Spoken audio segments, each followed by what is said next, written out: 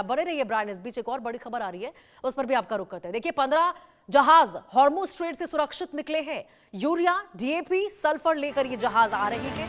8 जहाज 3.32 LMT urea लेकर आ रहे हैं। बड़ी खबर आपको बता रहे हैं, 15 जहाज हॉर्मुज स्ट्रेट से सुरक्षित निकल चुके हैं। 4 जहाज 2.57 एलएमटी डीएपी लेकर आ रहे हैं। उर्वरक प्लांट्स को गैस सप्लाई 100% बहाल हुई है। देश में 197.56 एलएमटी उर्वरक का बफर स्टॉक। तो देखिए, देश के करोड़ों किसानों के लिए बड़ी अच्छी खबर है। रसायन एवं उर्वरक मंत्रालय ने बताया है कि उर्वरक और कच्चा माल लेकर आ रहे 15 जहाज सुरक्षित रूप से स्ट्रेट ऑफ हॉर्मुज पार कर चुके हैं। मंत्रालय ने कहा है कि इन 15 जहाजों में से 8 जहाजों में 3.32 लाख मीट्रिक टन यूरिया, 4 जहाजों में 2.57 lakh metric ton di ammonium phosphate यानी कि डीएपी और 3 जहाजों में 1.11 लाख मीट्रिक टन सल्फर है। ये देखिए, सभी भारत आ रहे 15 जहाज। मंत्रालय ने यह भी साफ बताया है कि इनके अलावा 5 और जहाज भारत के लिए रवाना होने वाले हैं। रसायन और उर्वरक मंत्री जगत प्रकाश नड्डा ने भी कहा है कि पश्चिम एशिया में चल रहे संघर्ष ने ग्लोबल सप्लाई चेन को बुरी तरह से प्रभावित किया है, जिससे उर्वरक की कीमतें बढ़ गई हैं और शिपमेंट लगने वाला वक्त भी बढ़ गया था। इस बीच ये बेहद खुशी की खबर, ब्रायन थॉमस हमारे सहयोगी हमारे साथ जुड़े हुए हैं। ब्रायन, कितनी बड़ी खुशी की खबर है भारत के तमाम किसानों के लिए, अब जब स्ट्रेट ऑफ हॉर्मुज से 15 जहाज बड़ी मात्रा में उर्वरक और यूरिया लेकर निकले हैं तो।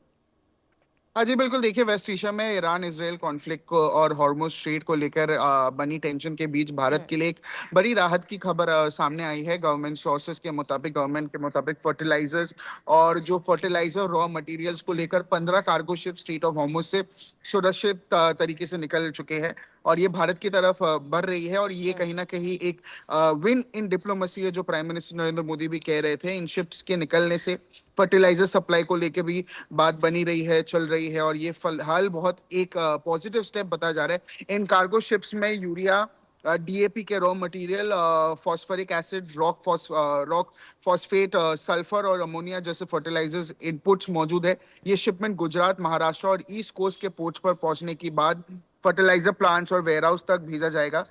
खारिफ सीजन के दौरान भी इन रॉ मटेरियल्स की जो डिमांड है वो सबसे ज्यादा होती है, इसीलिए इन शिप्स का सुरक्षित निकलना बहुत ज्यादा इंपॉर्टेंट माना जा रहा है और ये इंडियन डिप्लोमेसी के लिए भी एक विन माना जा रहा है। सोर्सेस के मुताबिक ये भी कहा जा रहा है कि भारत ने कॉन्फ्लिक्ट के दौरान शिपिंग कंपनीज और गल्फ कंट्रीज के साथ लगातार कोऑर्डिनेशन बनाए रखा।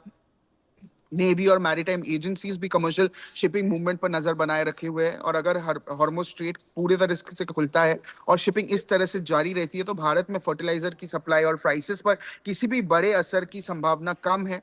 ये डेवलपमेंट की अगर बात करिए, डेवलपमेंट क्रोरियन भारतीय किसान के लिए कहीं राहत दे रहा है और ये माना जा रहा है क्योंकि ये पीक सीजन है फर्टिलाइजर का, तो ये अनइंटरप्टेड सप्लाई बहुत ज्यादा जरूरी है किसानों के लिए। जी बिल्कुल ब्रायन, और देखिए, प्रधानमंत्री नरेंद्र मोदी के नेतृत्व वाली सरकार तो हमेशा से ही यहाँ पर किसान को प्राथमिकता देते रही है, उनको लेकर हमेशा उनकी रक्षा को लेकर बातें करती रही है। ऐसे में यूरिया डीएपी की किल्लत तो मानिए कि अब एक तरह से खत्म ही हो गया, क्योंकि स्टॉक उनके पास आ रहा है पूरी तरह से। हाँ, जैसे अभी मैं वही चीज मैंने बताया, मैं वही चीज फिर से रिपीट करूंगा कि ये किसानों के लिए ये ऑब्वियसली राहत वाली बात जरूर है क्योंकि ये अगर हम खेती की बात करें, सिचुएशन की बात करें, ये अनइंटरप्टेड सप्लाई बहुत ज्यादा इंपॉर्टेंट है क्योंकि ऑब्वियसली ये क्रोडियन भारतीय किसान के लिए ये राहत माना जा रहा है। ये पीक सीजन बताया जा रहा है, खारिफ क्रॉप का सीजन बताया जा रहा है, तो कहीं ना कहीं ये जो सप्लाई है, ये जो सप्लाई जो क्रॉप्स की हम बात कर रहे हैं, अगर हम डीएपी की बात करें, फॉस्फोरिक एसिड की बात करें, फॉस्फेट की बात करें, सल्फर अमोनिया की बात करें या डीएपी की बात करें या यूरिया की बात करें, ये अनइंटरप्टेड सप्लाई इस वक्त, क्योंकि पीक सीजन है, इस वक्त बहुत ज्यादा इंपॉर्टेंट है। ब्रायन, यहाँ पे 5 और जहाजों की बात की गई मंत्रालय की ओर से कि मतलब 5 जहाज और ऐसे हैं जो पूरी तरह से तैयार है भारत की ओर रुख करने को लेकर। हाँ जी बिल्कुल। अभी ऐसे तो काफी ऐसे शिप्स है। अगर हम बात करें कि ये अगर 5 और एडिशनल शिप्स की बात करें, ये शिप्स भी काफी ज्यादा इंपॉर्टेंट होगी। एक कहीं ना कहीं ये इंडिया के लिए तो ऑब्वियसली ये जीत मानी जा रही है। 15 फर्टिलाइजर कार्गो शिप्स निकल चुकी है, इन सब में डीएपी रॉ मटेरियल्स है। इसके अलावा भी भारत ने गल्फ कंट्रीज, शिपिंग कंपनीज और फर्टिलाइजर्स के साथ भी क्लोज कोऑर्डिनेशन बढ़ाया हुआ है ताकि सप्लाई चेन, जो सप्लाई फ्लो है वो लगातार बढ़नी चाहिए।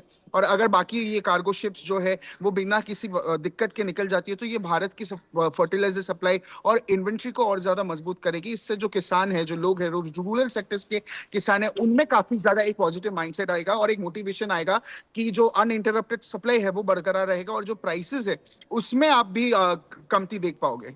बिल्कुल ब्रायन, क्योंकि देखिए लंबे समय से इस खबर को लेकर हम सबका इंतजार था, किसानों को इंतजार था, वैश्विक स्तर पर तमाम देशों को इंतजार था कि स्ट्रेट ऑफ हॉर्मुज में हालात सामान्य हो, और बिल्कुल अब हालात सामान्य नजर आ रहे हैं। यही वजह है कि भारत के साथ साथ तमाम देशों के जो शिप्स है वहां से आवाजाही उनकी बहुत ही ज्यादा सुगम हो